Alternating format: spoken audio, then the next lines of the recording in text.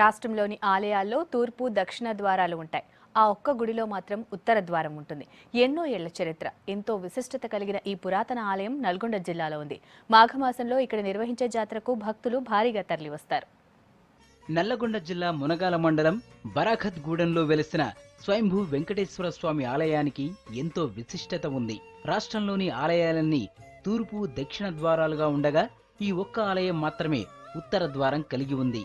ఈ గుడి పక్కనే నరసింహస్వామి ఆలయం కూడా ఉంది. ఆలయంలో 40 అడుగుల శిల, లక్ష్మీదేవి పాదుకలు కనిపిస్తాయి. ఇక్కడే శ్రీవారు వెలిసినట్టు చరిత్ర చెబుతోంది. నడిగూడెం రాజావారికి స్వామివారు కలలో కనిపించి ఆలయం కట్టించాలని చెప్పారట.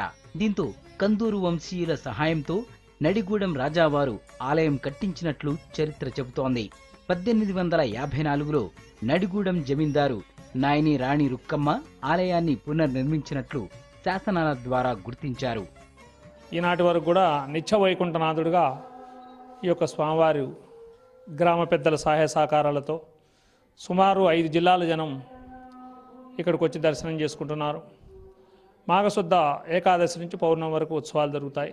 ఈ దేవాలయం మనకు తెలంగాణలోనే ఉత్తరంగా ఉన్నటువంటి ఏకైక దేవాలయంగా రూపొందుకుంటుంది. ఈ పురాతన ఆలయానికి భక్తుల తాకిడి ఎక్కువగా ఉంటుంది.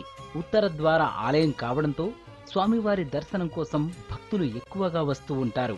ఏటా మాఘమాసంలో జరిగే జాతరకు పెద్ద సంఖ్యలో భక్తులు తరలివస్తారు. ఎంతో విశిష్టత కలిగిన స్వయంభూ వెంకటేశ్వర స్వామి ఆలయాన్ని మరింత అభివృద్ధి చేయాలంటున్నారు భక్తులు. ప్రతి సంవత్సరం ఫిబ్రవరి మాఘమాసంలో జాతర నడుస్తుంటుంది. ఇది 5 రోజుల కార్యక్రమం నడుస్తుంది. బాగా ప్రజలు బాగా పాల్గొంటారు. దాదాపు 40-50 వేల మంది వస్తారు. ముక్కోటి రోజు కూడా ఇది బాగా జనం వస్తారు అన్నట్టు. అదేవిధంగా ఈ తెలంగాణ రాష్ట్రంలో కానీ ఆంధ్రప్రదేశ్లో కానీ ఉత్తర ముఖద్వారం స్వయంభూ వెంకటేశ్వర స్వామి దేవాలయం ఎక్కడా లేదు. ఇదే ప్రత్యేకం.